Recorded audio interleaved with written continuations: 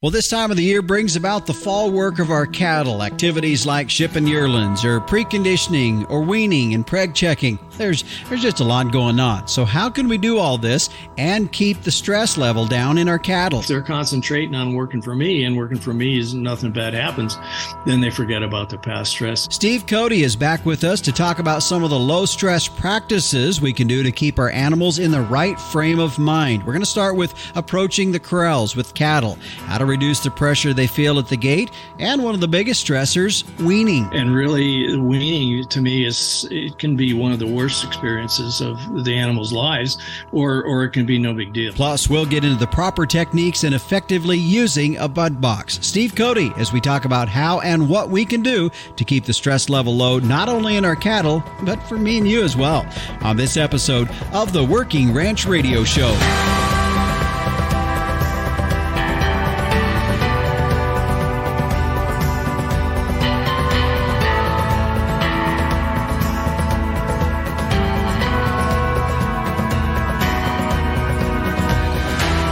Hi, everyone. This is the Working Ranch Radio Show. I'm Justin Mills, and we're glad to have you tuned in and joining us for our program here today. It's been a busy week for us here at the X-Ring Ranch. Was helping a neighbor most of the week ship yearlings. As things coming off of grass this year, we're fortunate to have some pretty good moisture this year and a lot of good growth in these cattle, these summer cattle for folks. It's always something I enjoy doing because I remember even as a little kid, I was thinking about this the other day, even as a little kid, whenever we got into the spring or fall of the year and you were working livestock for us growing up, maybe it was sheep or cattle or whatever that was, I always remember that when those days came, we'd beg to be able to get out of school to help Dad work cattle, and it was something I enjoyed doing. I enjoy helping other folks do that as well, and so I had the honor and privilege to be able to help a neighbor this week as he was shipping cattle out and getting them off of grass and moving on to the next step in their lives. So it kind of goes hand in hand a little bit with our conversation here today, as Steve Cote will be joining us again. Now, he was back with us, I believe it was close to the end of July where he joined us. We had a session with him on basically some of the activities that takes place in the summertime, getting a herd started and approaching a herd. So some various things like that he joined us in talking with us on that. Today he is back as we're going to be focusing more on some of the activities that a lot of us encounter when it comes to working our cattle in the fall of the year. Now, I know we got spring calvers, we got fall calvers that listen to the show, we got ranchers, we got feedlot operators and various things and a lot of different things, but I really do feel that some of the things you're going to hear today, you really just need to put it into context of your own operation, and we'll hit some different segments as well with that, but I think it's going to be one of these shows where you hear it, and it would be really good to go and download it on our podcast site or Spotify or whatever podcast site you use. Go ahead, download again, and listen to it again, because even for myself, as I'm putting this show together here today, I hear things differently, and I think you will as well, as I'll be sharing with you bits and pieces of my recent conversation with Steve Cote. A little bit different, the fact that a lot of times I just kind of open up the mic and we have a conversation. We did that, but we talked a lot. We had a long conversation, so I had to kind of edit some things up and make that fit for the context of our show here today. So Steve Cote is my guest here today. His last name is spelled C-O-T-E. I say that because I know for some folks, if you've not heard of Steve, you might want to go and find his website or Google him, see what he's all about. His website you can also find at cotestockmanship.com. But I'm excited to share that conversation with you here today with him, as it will be very valuable for a lot of us. And really, as we look to better ourselves and our industry, this is one of these things, a subject here today that I think will be very valuable to any of us in the cattle industry. Before we get too far, I do want to thank our sponsors of today's program. Vitalix. Livestock is your livelihood. Tubs are our expertise. Vitalix, the true blue tub. Find out more at Vitalix.com. And the American Gelbvieh Association, a highly fertile, moderately framed cow that raises high-performing calves even in tough environments. Now, that's doing more with less. The Gelbvieh cow's efficient use of resources make her the picture of sustainability in today's modern beef industry. To find out more, go to their website at gelbvieh.org. And Performance Performance Beef, making decisions based on data, not a hunch. Cattle management software that's easy to use and allows you to simplify feeding, performance, and health data recording from chute side, at the pen, or out in the pasture. You can find out more at www.performancelivestocanalytics.com. And Tank Toad, your remote water monitoring system, all from the convenience of your phone, powered by solar, satellite, and cell. You can keep an eye on your water supply with a daily text message. Call Meadowlark Solutions today for tank monitors, well controllers, generators, and more. Give them a call at 801-252-6135. Their website is tanktoad.com. It's what we use here on the X-Ring Ranch. Be sure to let them know you heard it here on the Working Ranch Radio Show. Well, it's time now to check in with the captain, Tim O'Byrne. He is publisher and editor of Working Ranch Magazine, for this week's edition of Tim's 2 Cents.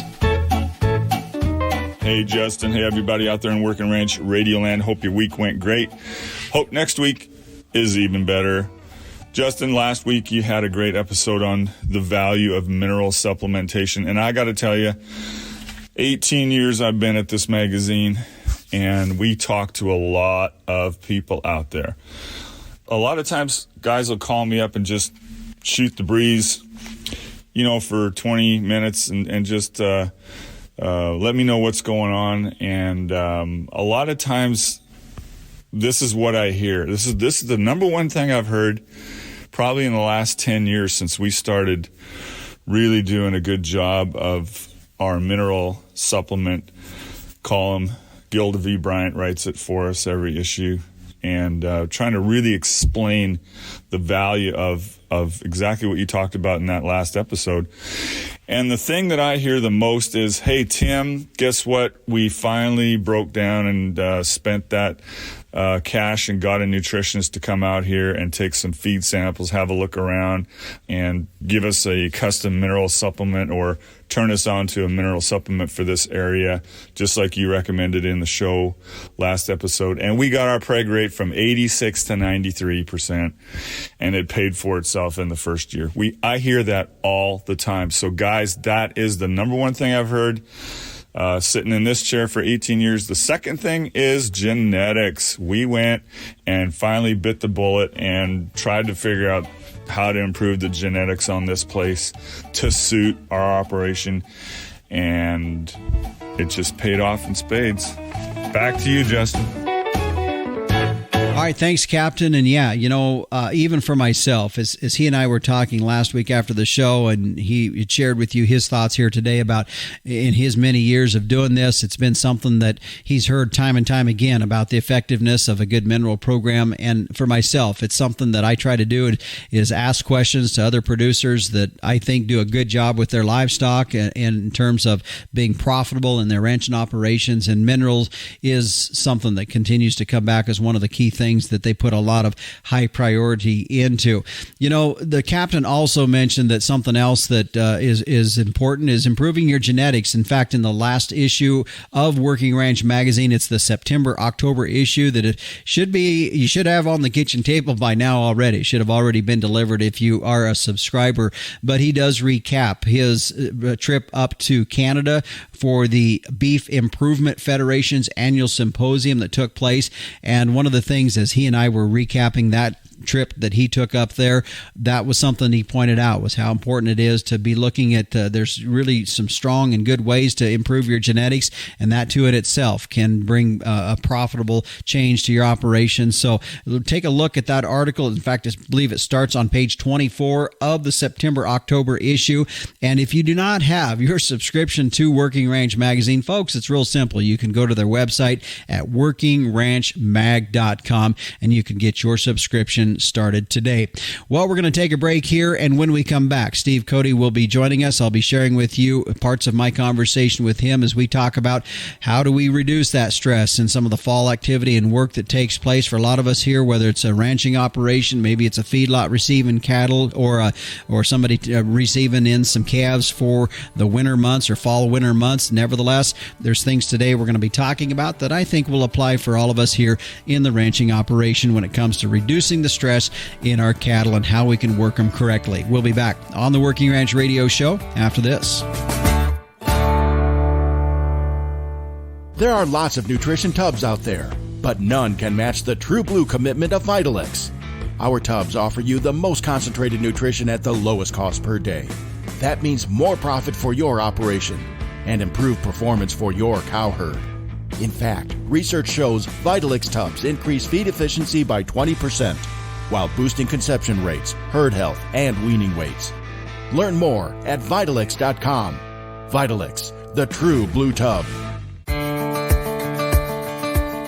And welcome back to the Working Ranch Radio Show. I'm Justin Mills. As we head now into our featured topic here for today, Steve Cote is back with us. If you were listening earlier in the summer, he was with us for episode 128 entitled Stockmanship with Steve Cote, Getting a Herd Started. And he joins us back again.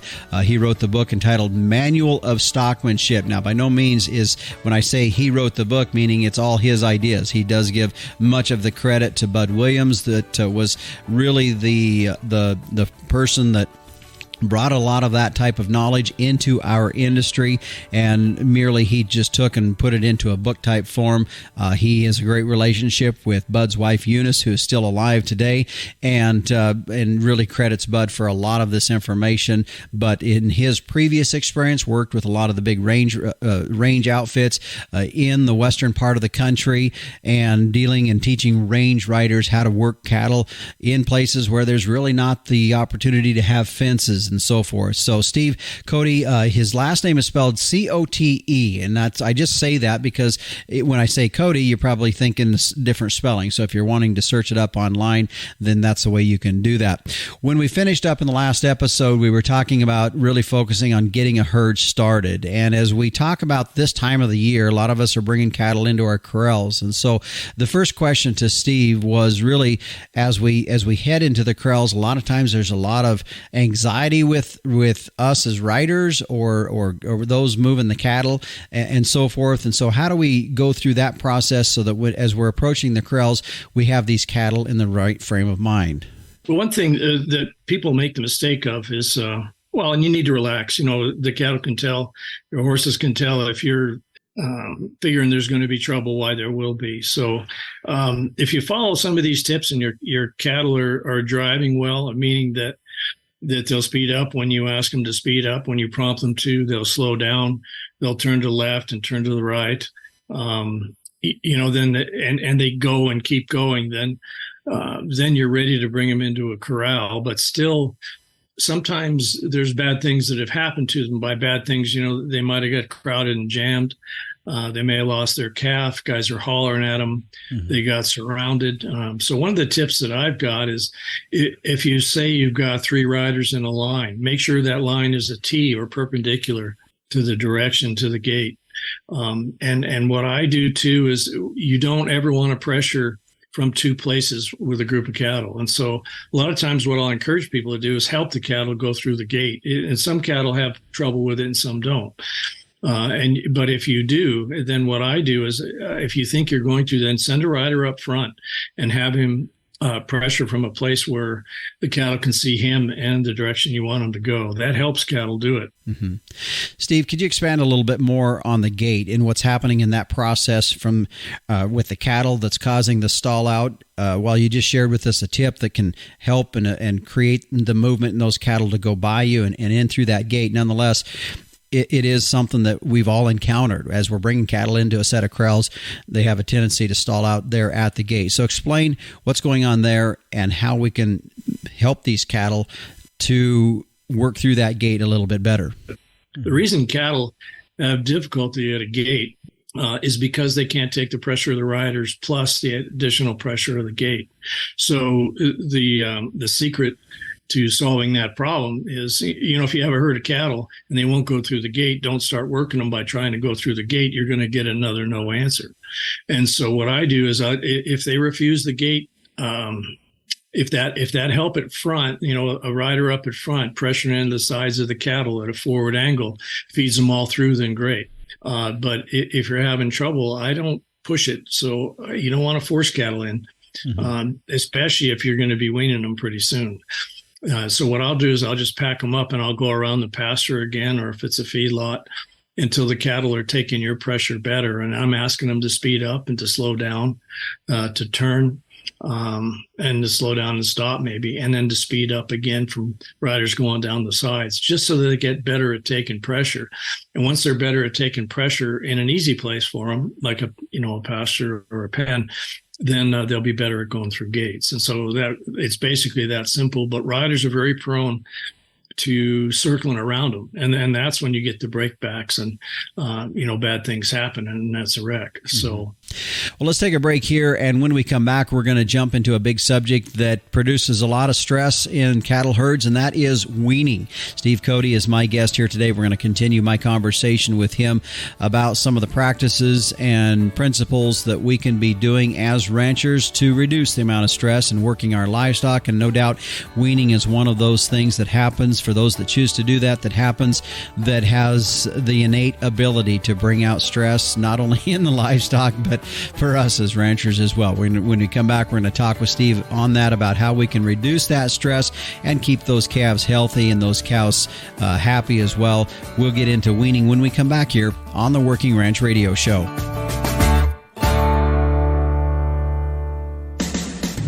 Animal health is key to your business, so how do you track cattle health treatments? Stop relying on pen and paper or complicated programs. Performance Beef helps you record processing data, enter costs, and track animal health history, all in real time at the chute. The mobile app also makes it easy to log pasture and pen treatments on the go. Your health data is integrated with feed and financial information in one easy-to-use platform, accessible from your computer, smartphone, or tablet. Find Performance Beef online to request a demo.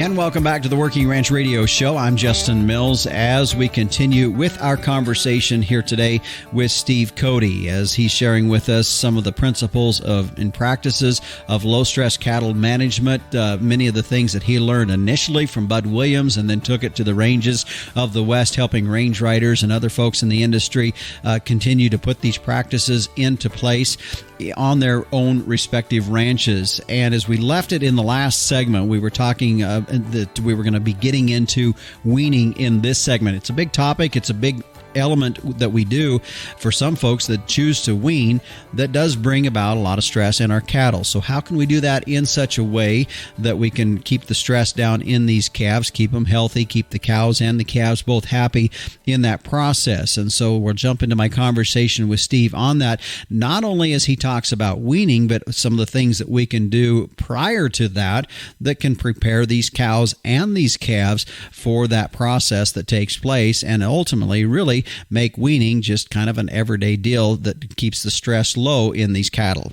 If you're going to wean, you don't want your cattle stressed. A lot of people will wean in a corral, or if you have, two pastures, you're going to leave the calves in one, for instance, and then you're going to sort the cows out the other way into another pasture. You can sort at the gate real easy, but either way, this is preparing the animals for weaning. And weaning is so stressful. There's the two-step method, and then there's fence line weaning. And I think the two-step is better than fence line weaning, but none of them address the real problem, which is that we're shanghaiing the calf off the cow. And we want to make sure that these animals really trust us. Like I use the example on the range where the cows will go out grazing and they'll leave their calves with a babysitter. And they trust that babysitter. But if riders show up, oh boy, it's kind of, they get all concerned about it. So it's us they're concerned about. We want to make sure that the cows and the calves are not concerned about us. They view us as not aggressive, or the horse or the dog, whatever you're using. And so what I do, whether you have them in a corral, my favorite way to do it is I want cows to go out and I want calves back. It's just easier. I think it's easier because usually when the pair comes out, you have someone drift them to you at the gate. Then, the cow's coming out first and the calf's in tow. And so I can step forward and let the cow out. That'll speed the cow out. Then I can step back, stop the calf, and then pressure the neck either to the left or to the right and turn the calf back.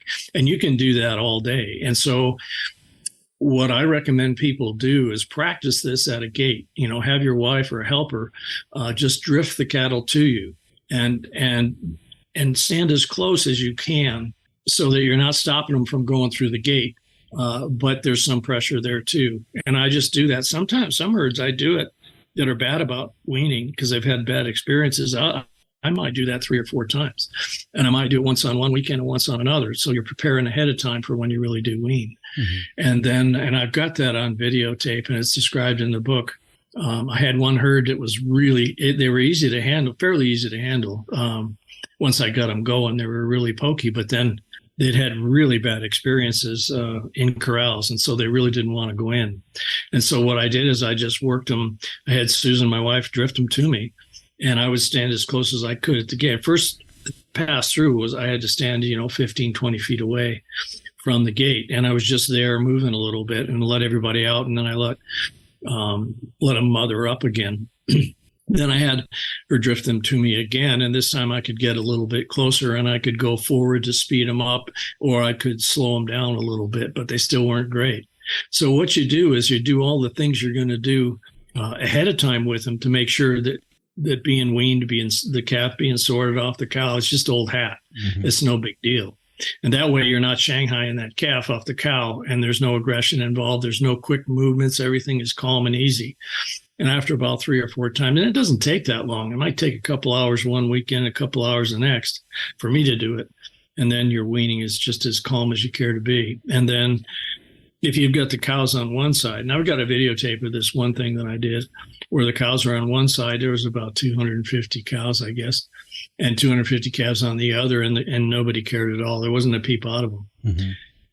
And one of the things that's helpful is when you've got a pile of cows at the gate and you've got someone at the gate sorting, letting the cows out and turning the calves back, you may have some, especially the back end of the herd, out there pretty far. And so what I do to avoid the calves getting through the gate, and I say avoid that. If it does happen, it's no big deal because everyone's calm. If a calf does get by, then it's not the end of the world. You can just go get it later because it's not going to go very far. And you can turn it around and send it back through the gate, because it's done that a bunch of times, 3 or 4 times, and nothing bad happens. No one gets excited about it. You don't, because the rider is or if you're on foot, the handler is really calm about it. So there's no fast movements. So having a helper towards the end, towards the tail, and, the last 10 or 15 or 20 of them really does help. But this is the way to really address the problem of stress at weaning. I mean, if you've got a 550, 600-pound calf, mother's about ready to get rid of it anyway, but not with you chasing it. So, that's sort of the key to weaning. And I mean, you'll save sickness, weight loss, and you'll get them on feed and water right away. A real quick question here in regards to some facility things when it comes to separating cows and calves. It's something, and we actually have a setup in our corrals where we're able to do this. Now, I wonder sometimes, not that the concept is completely wrong, maybe the process and how it could be done is the issue that I could be dealing with here. But it's a gate that's high. It's the height of the calves, allows the calves to go under the gate, and it's set in such a way that cows can go to one side, calves go to the other side, and they'll go under the gate and go into another pen. Tell me your thoughts on that concept. I think that's probably just fine. How you sort them, though, this frame of mind that those calves and cows are in is critical, because if you just use that way of sorting them, I wouldn't know whether or not they're calm about it or not. And that's what they need to be. Or it's a handy way. You can go really fast doing that. Well, I can go really fast too. I think it took me 20 minutes to sort those 250. And that's after spending hours with them. I think I spent 2 hours one weekend, 2 hours the next. And then I think I weaned them a little bit later. And that wait in between, if you leave them on a good note, they're even better the next time. And they were really quiet, really great. And so the way you do it is not some guys are really handy horseback and they don't work their pairs ahead of time and they can still get it done pretty quick, but it's pretty noisy and noisy afterwards. So you really, to me, that's just a tool that you could use, but you should only use it in conjunction with the proper handling of those animals ahead of time. Because you'll still have all that balling and milling around if they haven't been handled correctly by doing it that way. So, I mean, it looks like a really handy way of doing it, but make sure that you get your animals really working for you and trusting the handlers before you use any way of the physical separation. Okay. Yeah. Be my response to that, or other ways of doing it, because some guys are pretty clever about fixing up their facilities. Mm-hmm. Well, I guess the thing that keeps resonating back as you're saying this is it's really about the frame of mind these cattle are in. And you even mentioned that in our previous show that we did, whereas we kind of touched a little bit into placing cattle, and not too much into that conversation, but a little bit. And what I remember from that conversation you and I had is they don't care where they're at; they just care how they got there. And Absolutely. So the thing that keeps rolling in my mind is that really it's about the frame of mind these cattle are in when we're working them is going to be really critical to the success we have. Yeah, that's absolutely the foundation of it. It's kind of the foundation of horse training too. You know, their frame of mind. Some guys have a lot of tricks and things like that too, which are great. But you've got to have the horse, so you're not stealing rides. And really, weaning to me it can be one of the worst experiences of the animal's lives, or it can be no big deal. Mm-hmm. And that's what we want, is it to be uneventful.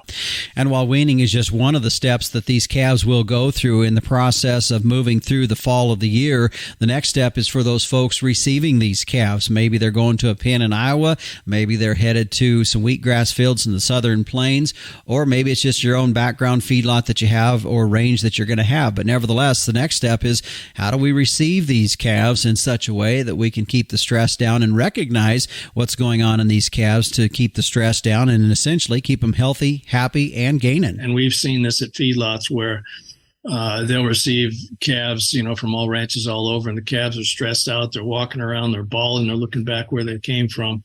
All those different things that calves do.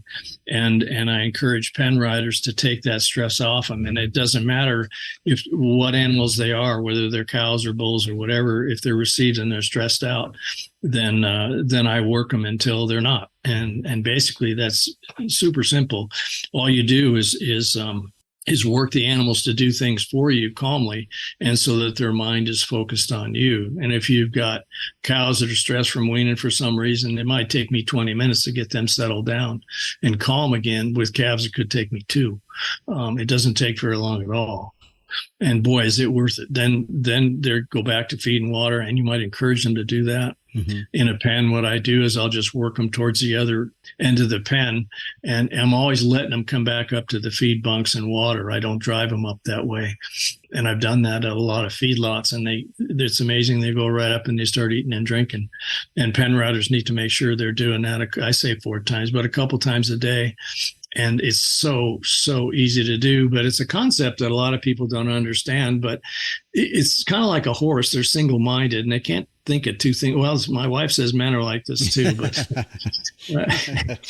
can't think of 2 things at once. And so if they're concentrating on working for me, and working for me is nothing bad happens, then they forget about the past stresses. And so I make sure, even if it's the middle of the night, I think it was 2:00 in the morning, I was up at the feedlot with Bud, and he had some animals come in, and he got up and he worked them until, he made sure they're eating and drinking. He thought it was that important. And I think it is. And if you're like me and continuing to try to figure this out and understanding what am I looking at with these cattle, and trying to figure out, are they happy? Is what I'm doing correct or not? Here's some indicators in looking at your cattle that Steve says are indications that these cattle are pleased and happy and healthy. The way you can tell that your animals are really well handled and comfortable is that when you go to moving them, especially if you do this every day, they're going to start bucking and kicking and just kind of having a blast going someplace else. Some guys will even take them out in the field if you got that, and then just turn them downhill and let them buck and kick and have a blast. And that's really good for them. And you hear them cough, which is good for them too. And then that really your handling is about as good as you need it to be for those animals to be healthy. Well, another activity that happens not only in the fall, but pretty much any time on a working ranch would be sorting. How do we go in to a pen and pull a sick animal out? Or maybe we need to go into a pasture and pull some animals out. Whatever that may be, it's a pretty common occurrence for a lot of ranches, and it's something that could also produce a lot of stress for everybody involved. Here's Steve's comments on sorting and how we can do that in such a way to keep that stress level low in the animals and avoid that turn back that can happen when we're driving them away from a herd. But there's a few things about sorting that I find particularly helpful. One, sorting is a bit more, requires to me a little bit more self-control than some of the other things, because there's times they're going to want to go back and you don't want to jump out in front of them. But one of the things that I do is I make sure that the way out, if you're bringing one, say you're pulling one from a pen, or you're pulling one from far back, that's pairs that you're sorting, is that you clear the way of those animals out. And you know what I mean? You'd move the cows away from the area that you want the path for that cow to come out. Okay. And as I don't go in and get them and work all around, they'll use those other cows to get in front of you or screw things up otherwise. And then I'll pressure the animal to go. And one thing that you've got to give these ones at the sorts is that when they stop, you stop. Yeah, so I'll control direction pretty firmly. You know, if I want them to go to the left, I'll move out straight to the right. And if I want them to go to the right, I'll move out to the left.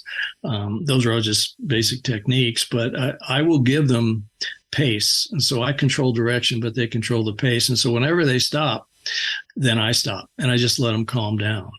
And then when they're calm, I'll start again and go back and forth or pressure into their side or whatever they'll take. And so that's a couple of tips about sorting. And when you do that, and I have videos of this where I have a sick animal on the range and I can take them a mile and put them into the trailer. And you can do that on foot or with a four-wheeler or a horseback. It doesn't matter. Okay. And dogs can do it too, certainly. There's some really good dogs that could do that too. Mm-hmm. So, but it's all in the frame of those cattle. If you're forcing them away from the herd, and even sometimes it's the worst bunch quitters that you're sorting away. But if they feel like you're making them go away from the herd, they'll want to go back in. Well, I think now's a good time to take a break because, again, we're going to be jumping into, in this next segment, a big topic that I want to make sure we get it all kind of in one lump sum in that conversation. My guest today is Steve Cote, as I continue to share with you my conversation that I recently had with him as we talked about some of the fall work that we can do in terms of trying to put into practice some low-stress cattle management principles and practices. And when we come back, we're going to talk bud box, because there's more than just building a bud box. It's also understanding how it works and how you can use it correctly. Stay with us. We'll be back with more on the Working Ranch Radio Show after this.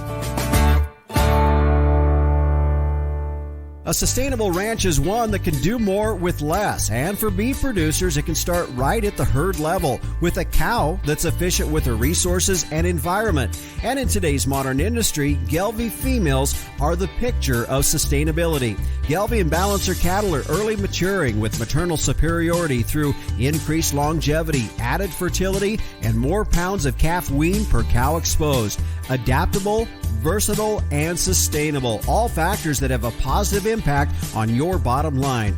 Gelbvieh influenced females, the smart, reliable, and profitable maternal choice for achieving sustainability in today's modern beef industry. Be sustainable, breed Gelbvieh. Welcome back to the Working Ranch Radio Show. I'm Justin Mills as we continue with our topic here today as we're talking low-stress cattle management principles and practices. My guest is Steve Cote. I'm sharing with you bits and pieces of my recent conversation with Steve as we were focusing primarily in that conversation on more of the activities that happen across ranches, feedlots, different places across the country in the fall time of the year. We've already had some great discussion on that, and if you missed it, I encourage you to go to our podcast site at workingranchradio.com or any podcast provider out there, and you can download and listen to the show. When I left, I mentioned that we were going to be talking about the use of a bud box, and so as I visited with Steve on that, the conversation that came up is just because we have a bud box doesn't necessarily mean we're using it correctly. Here's Steve's comments on that. Yeah, and that's a really good point, because some people think that the bud box is the design, and Bud would say no. It's not the design. It's how it's operated. Plus, a better design is helpful. But we've used some stuff. I had a guy at a clinic that was, or the Nevada School, Cottonwood Ranch, and he was pretty good at doing this. He had a bud box at home, and he works a lot of animals. And we had one that was really, we took a cutting torch to a tub, and it was really kind of rinky-dink. But nonetheless, because he operated it correctly, he got it to work really well. So the design of it isn't so critical. But I think if you're building one, you might as well build it so that it will facilitate, a good operator. But how it's operated is really critical. And, you should get your animals working pretty well for you. Although, a bud box works so well, you really don't have to have the level of calmness and responsiveness in the cattle that you might, like, say, for weaning. Basically, what you want to do is, if you have an alleyway, and I like a 12-foot alleyway, but you can use what you've got, but don't store the cattle you're gonna load in the alleyway. Store them in some place else, another pen, because what you want those cattle moving right up the alleyway. A trot is almost good, because you want that momentum of the cattle when you bring them into the crowd pen. The bud box, you want them to come off that back wall. And so what I do is I move them right out at a trot, probably, or close to it. And or a really good walk is fine. And then they go into the gate, and then I shut through the gate, and then I shut the gate. And then the cattle are going to go up against the back wall. And then I want to stand inside on the same side as the alleyway, the lead up alleyway going out. And then when they go up against the wall, you're going to shut the gate and then go up against the wall. The cattle will be up against the wall, and you're going to be close to the fence, or safety is important. So if you feel like you've got some frightened animals and they're aggressive animals, you can work on the outside. Some people install a man gate on that side, so you can go out if you feel uncomfortable. And it doesn't matter. You can work them from outside the gate or inside the gate. It's all the same. So I'll make a move towards the back. And then as the animals start to come around me, I'm going to pressure them a little bit. I'm going to back up. And if you have a horse, you just back up. And you are forming the V. You do not want a constructed V fence line to go into the lead up alleyway. And so basically those animals, when they come in, they should be moving right out. And then that handler everything that they do is going to dictate what the cattle do, but they'll want to go out the way they came in, and they'll see that opening to the lead up alleyway, and the handler's going to be close to them. But once you get a few started through that, oh man, you won't be able to stop them. And as folks are learning how to utilize and work a bud box correctly, here's something that sometimes gets missed. There's a couple things that are really important, but on the internet, a lot of people miss bringing the cattle up with good movement, and sometimes they let them kind of stall out in the crowd pen, and that kills all your motion. If you're really you're a feedlot and you're really trying to load cattle, then if you do it all right, you couldn't be loaded any faster. I think it's one of the neatest things Bud ever come up with. One of the things, Steve, that I've seen, I have a bud box in our setup, and I've had different people run it that were never really around it much at all. Some instinct is they go to the back and they start pushing cattle in, just like that's just very conventional mind thinking is I want them to go in that hole, so I'm going to go to the back of the pen and push them towards the hole. And earlier you were talking a little bit about the same concept that happens in a corral, and you wonder why cattle are circling. Well, the same thing happens in a bud box. They miss the hole because they just keep circling inside because you're at the back of the pen.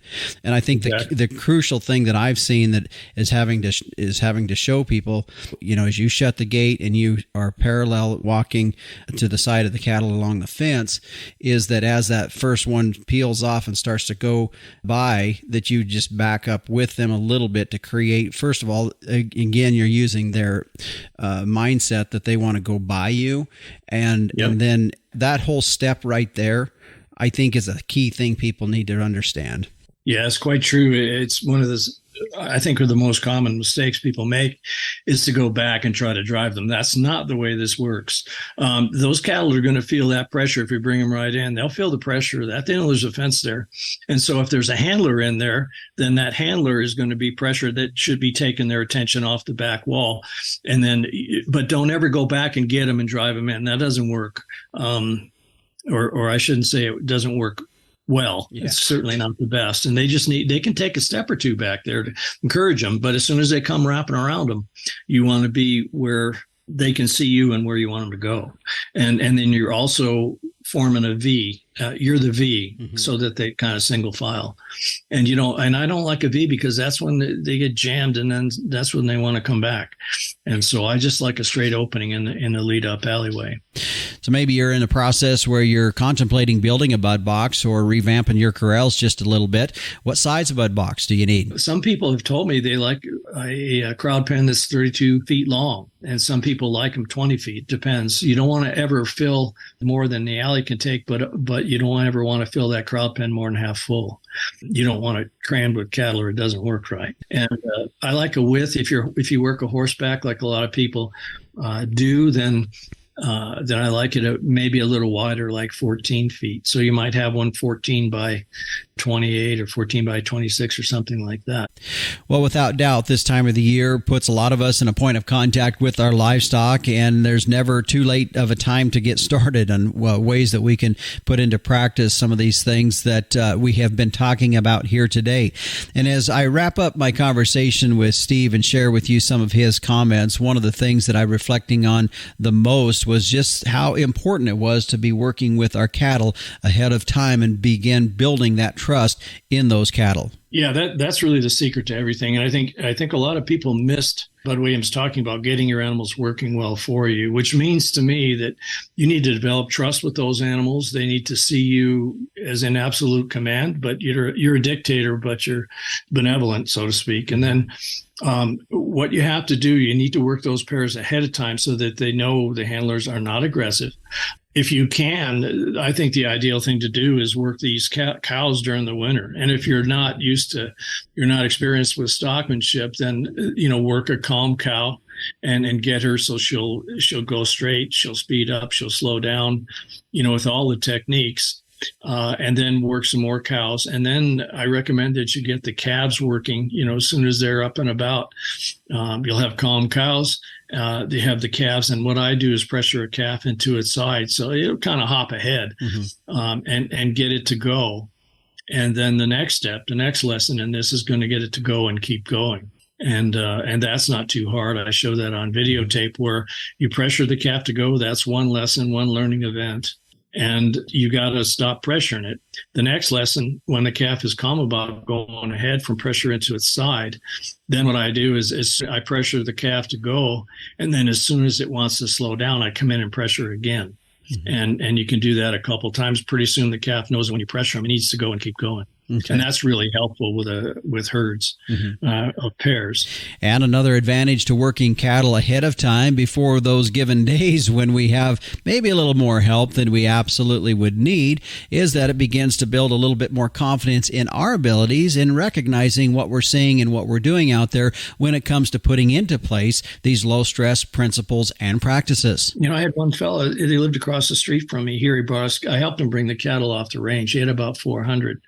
And at pairs. And by the time we driven them there, they were absolutely great to handle. And they were good to handle to begin with. And he said, well, I've got this 400-acre field, and we have to bring them all the way around over here and through here and down through. He said, do you think we could wean them right here? And I thought he was kidding because they're in the middle of a field.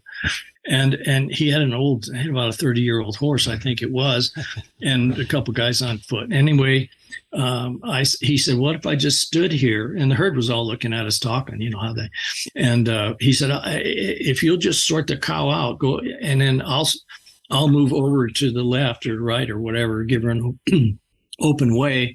And then if the calf comes out, I'll just stop and you can turn it back.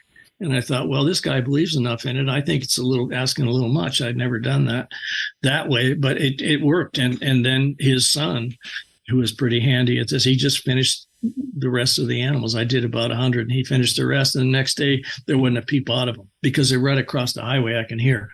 And so weaning was super calm. And so it depends on the, maybe a little bit the experience level, but also on the confidence level of the people doing this. But all this stuff is not difficult to do. It's just a matter of getting these animals real trusting, the same as a horse. And so if you'll do that, then weaning can be, but you don't want really too much help doing this. You want people that are real quiet with the animals, and you want to keep the movements real quiet, kind of like walk like an old man, which is getting easier every year. But if you know what I mean, if you get someone in there, jumps around and gets them buzzed up again, why then you'll be back to, and that happens. I've had weanings that are going really well, and then some neighbors will show up to help, and and it's good of them to do that, but it really wasn't the kind of help we needed at the moment. So, Well, Steve, thanks again for joining us here on the Working Ranch Radio Show. Man, I'll tell you, a lot of things to think about as we go through some different activities and events that take place for a lot of us here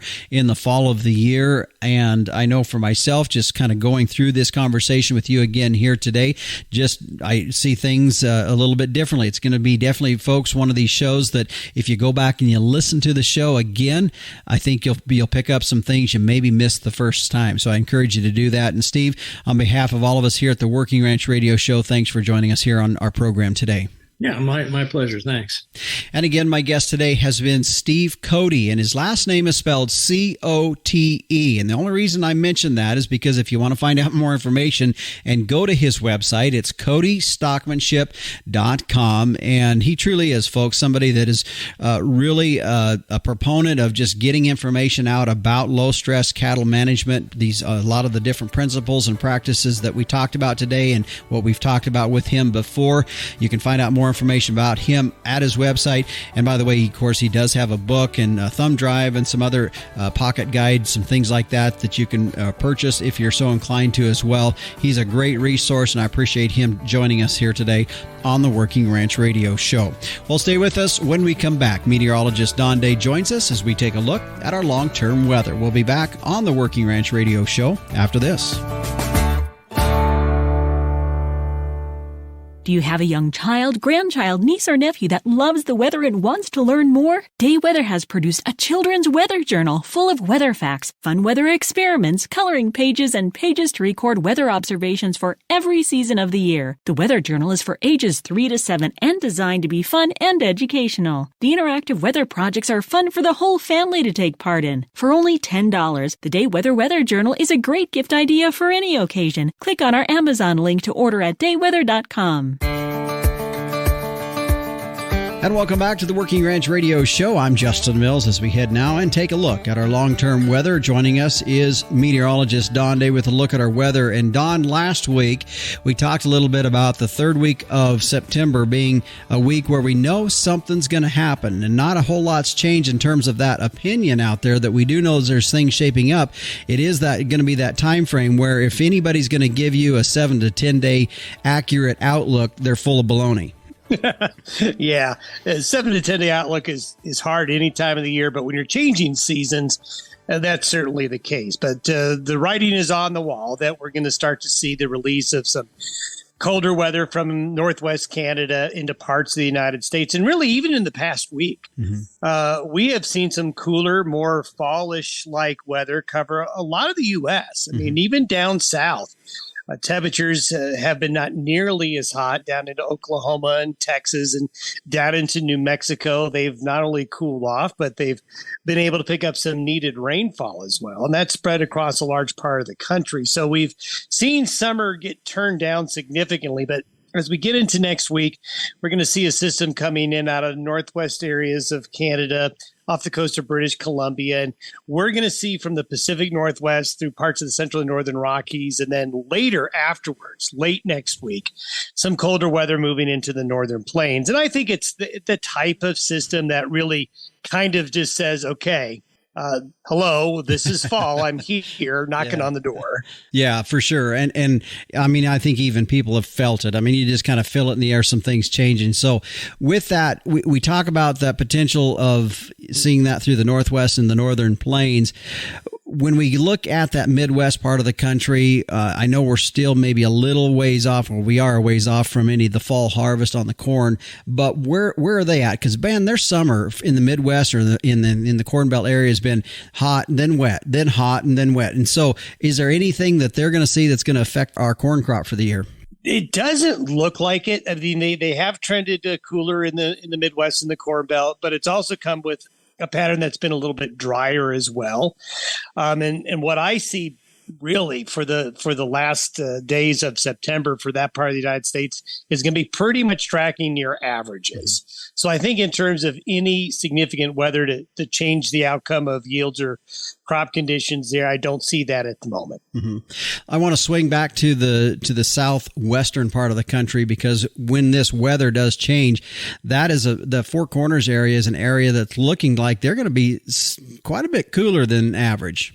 Yeah, they've been able to pick up a little bit of moisture this week. They're seeing some shower and thunderstorm activity with these systems that have come through the west. So they've cooled off a bit. That is a part of the country, the Four Corners region, northeast Arizona, southwest Colorado, northwest New Mexico in particular, that really did not have a very good rain season with the summer monsoon. So getting a little bit of precipitation in September certainly helped. Mm-hmm. And I guess one final thing, because we're a long ways from a coast where I'm at here in northeastern Wyoming, as far as the Atlantic and hurricane activity, how are we looking there? Any named storms coming in that could have an effect at some point? Well, the Atlantic continues to churn out hurricanes one after another, but this week they've really just been out in the middle of nowhere. Mm-hmm. Yes, they're affecting shipping lanes, and we will see some pretty rough weather head up into parts of New England this weekend and into early next week with the remains of Lee. But long-range trends right now are for the hurricane activity in the Atlantic to stay in the Atlantic. Now, that's not to say we might see something developing in the Gulf later on or along the southeast U.S. coast, but at least for another week or so, we don't see that. Okay. All right. Well, Don, appreciate the update. We kind of got a lot of part of the country covered here today. Appreciate you giving us an update on the weather. Good to be here. Again, that is meteorologist Don Day with a look at our long-term weather. You can find him each and every morning on his daily video podcast at dayweather.com. It's also a YouTube channel out there. Take a listen for yourself. It's always good. One of the nice things about that is it comes with pictures and it comes with a visual on that. Sometimes that's always good to see, too, as we're trying to figure out what our weather's going to look like for the upcoming days here. Very important for a lot of us here in agriculture. Stay with us. We'll put a wrap on this week's show when we return on the Working Ranch Radio Show. Aid stressed cattle during weaning, shipping, receiving, and vaccination by delivering a multi-day supply of essential minerals and nutrients. With Zinpro Profusion Drench, you can keep receiving calves performing and achieve a 16-to-1 return on investment with 20% reduced respiratory loss. Optimize performance from the start with Zinpro Profusion Drench. Well, before we head out here today, just some final comments as we were listening and hearing from Steve Cote today on low-stress cattle handling practices for the fall time of the year and all of this. I guess one of my biggest takeaways, and it's something that I pulled away from, and the neighbor I'd mentioned earlier that I was helping this week ship yearlings, and something that he did this summer quite a bit was getting these cattle settled as they move into a pasture or as you're working with those cattle, so that when that high-impact day does come, that it really isn't quite the impact on them that it would be if they were just pretty much left out in the pasture untouched. I think that was a key takeaway for myself, and I hope for each of you that you pulled something out of the show. It's really going to be easy for you to go back and listen to it. Like I've had said earlier, this is one of those shows that it probably would pay to go back and listen to it again. I appreciate Steve joining us on our program today. Also, I do want to thank our sponsors of the Working Ranch Radio Show, Vitalix, the True Blue Tub. Find out more at Vitalix.com. And the American Gelbvieh Association. The Gelbvieh cow's efficient use of resources make her the picture of sustainability in today's modern beef industry. Find out more at Gelbvieh.org. And Performance Beef, cattle management software that's easy to use. Find out more at PerformanceLivestockAnalytics.com. And Tank Toad, your remote water monitoring system, all from the convenience of your phone. Give them a call at 801-252-6135 or online at tanktoad.com. Well, the Working Ranch Radio Show is a production of Working Ranch Magazine, branded #1 by America's Ranchers. Now, if you have questions about today's show or topics that you'd like us to cover, please reach out. Let us know. We want to hear from you. My email address is justin.workingranch@gmail.com, or you can also send me a text at 307-363-COWS. By the way, if you like the show, please give us a thumbs up or rating. That always helps us as well. We appreciate that. Be sure to join us next week at the same place, same time, or on your favorite podcast provider. I'm Justin Mills, and until next time, keep your chin down and your mind in the middle. So long.